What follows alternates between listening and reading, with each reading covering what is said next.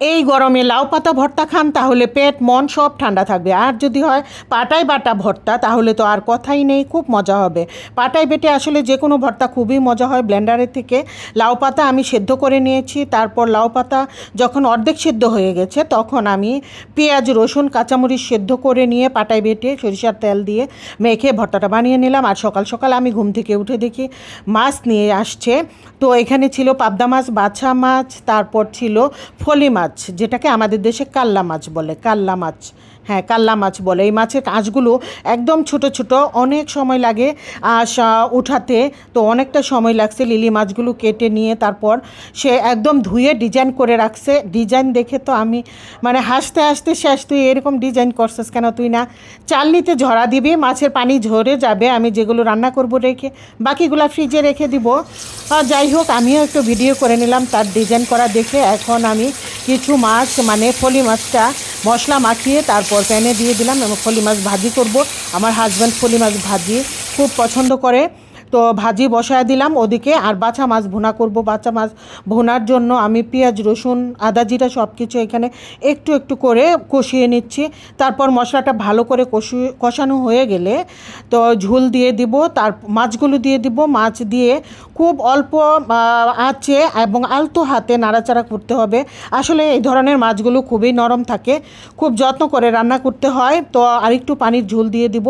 ঝোল দিয়ে তারপর আমি দুইটা হাতল ধরে নাড়িয়ে দিয়ে ঢেকে রান্না করে নেব। খুব অল্প সময়ে রান্না হয়ে যায়। এই মাছ রান্না করতে বেশি একটা সময় লাগে না। তো মাছ ভাজি চুলায় উঠিয়ে নিব, এখন নামিয়ে নিব আমি, হয়ে গেছে। আর এখানে মাছ বোনায় কাঁচামরিচ দিয়ে দিলাম। আরেকটু পানি শুকিয়ে গেলে নামিয়ে নেব। মাছটা মজা ছিল। আমার হাজব্যান্ড বলল নদীর মাছ, আর বেটারা বলে নদীর মাছ, এখন কি আর নদীর মাছ পাওয়া যায় বুঝি না কী মাছ, তবে মজা ছিল মাছগুলো। তবে আমি লাউ শাক তো ভর্তা বেটে বানিয়ে ফেলেছি, কিন্তু লাউ শাক সিদ্ধ করার সময় কীভাবে সিদ্ধ করেছিলাম, আগে শাকগুলো হাফ সিদ্ধ করে নিয়ে তারপর কিন্তু আমি পেঁয়াজ রসুন কাঁচামরিচ দিয়ে দিয়েছি শাকের মধ্যে। না হয় কাঁচামরিচ পেঁয়াজগুলো ওভার কুক হয়ে যাবে, ভালো লাগবে না। তো এখন রসুন যখন সিদ্ধ হয়ে গেল তখন নামিয়ে নিয়ে একদম পানি টানিয়ে ভালো করে সিদ্ধ করে নিয়েছি। তারপর কোনো পানি চিপাচিপি করে ফেলে দিই নাই, এখন পানি ফেলতে হয় নাই। এখন আমি বেটে নিচ্ছি পাটায়। তো পাটায় বাটা ভর্তা আসলেই অনেক মজা হয়। আর রংপুরের মানুষ আমার বাসায় ছিল 2 বছর 3 বছর পর্যন্ত, পিয়ারি ছিল। ও তো বাটনায় ভর্তা করে, সব ভর্তাই ও আমাকে বাটনায় করে দিত।